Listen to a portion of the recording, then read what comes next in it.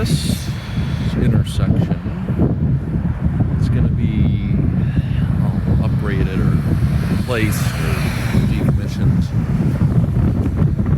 next year, I believe. They're going to be doing a bypass over at the Windsor Street Exchange. So I wanted to kind of film this before it goes away forever.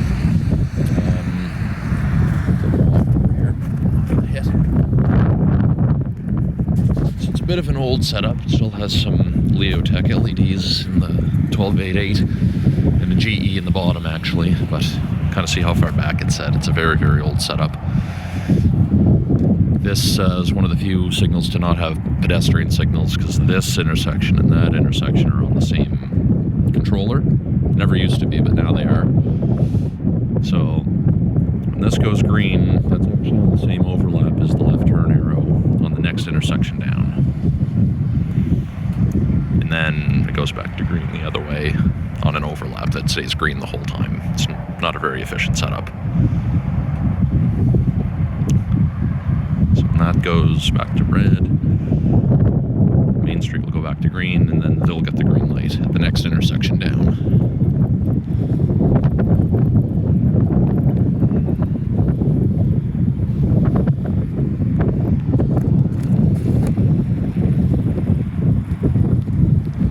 Used to be a Gentral here as well. You can tell by the horn, but no longer, unfortunately.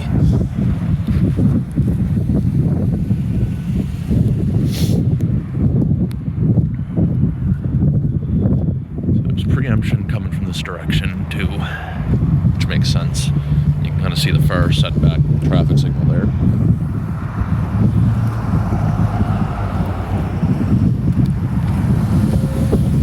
Couple tunnels. Yellow and green, which isn't common anymore here, unfortunately.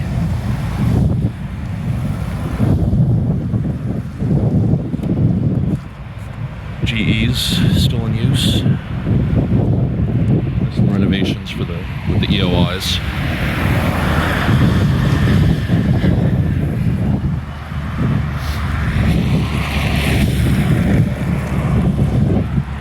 So then this section here will go green. They'll get the left turn arrow. This, during peak hours, this will operate in split phase. This next intersection. So that will actually go green. And when it changes to yellow, this will change to yellow simultaneously. And then they'll get the green at the same time as the left turn arrow up here. During off hours, this will operate normally. The opposite direction will get a leading left, and this side will get a lagging left. But this side street technically is the main street.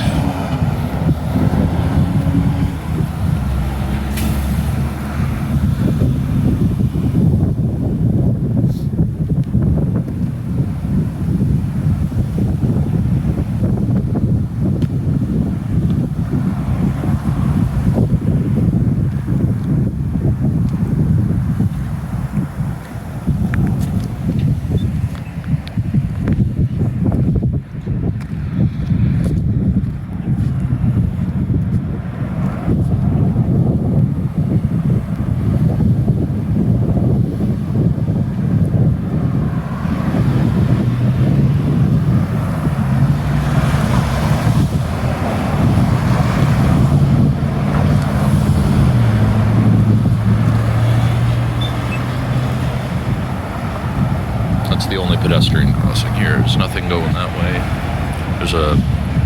They want to fix that eventually. So what they want to do here is where people are turning left, there's going to be a bypass, and the road's up to there. From the highway there to the Bedford Highway there will be a straight road. And they can only turn in here to either exit that way or that way. So here, now we'll get the split phase again. And people coming from this direction over here will actually exit around the back side, which they currently can do, but it will be just, we'll have to add another set of signals in. And they'll get the leading left here.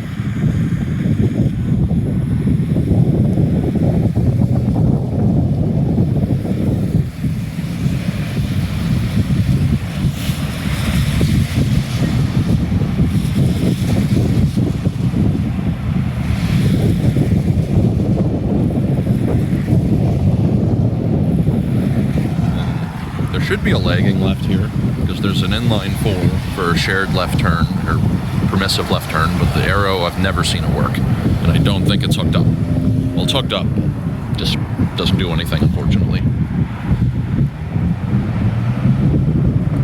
This is a busy intersection for panhandlers as well. This is actually, I would say, the busiest intersection east of Montreal, I'd say. This sees a lot of traffic. This is really backed up throughout the day, all the way down that road, because there's an interchange down there, and just the layout is just, you have to change like 5 lanes across, and it's not a very good setup. It's also one of the longest split phase intersections that they have in the city.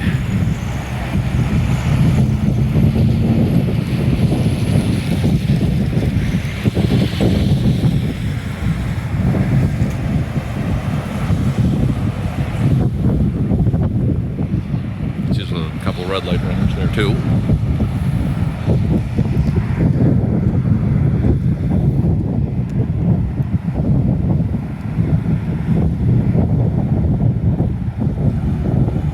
Hopefully the new setup will be a little bit more efficient than this, but we'll see.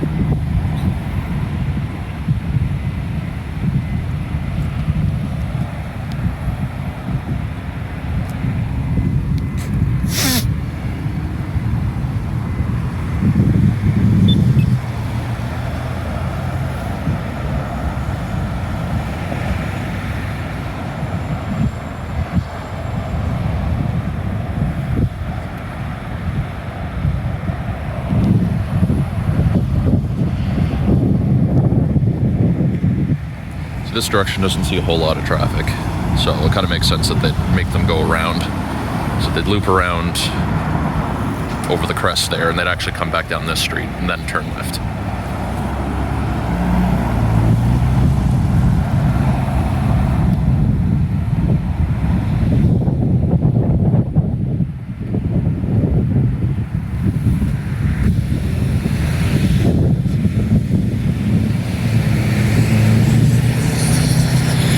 At least the pedestrian crossing's fully protected here.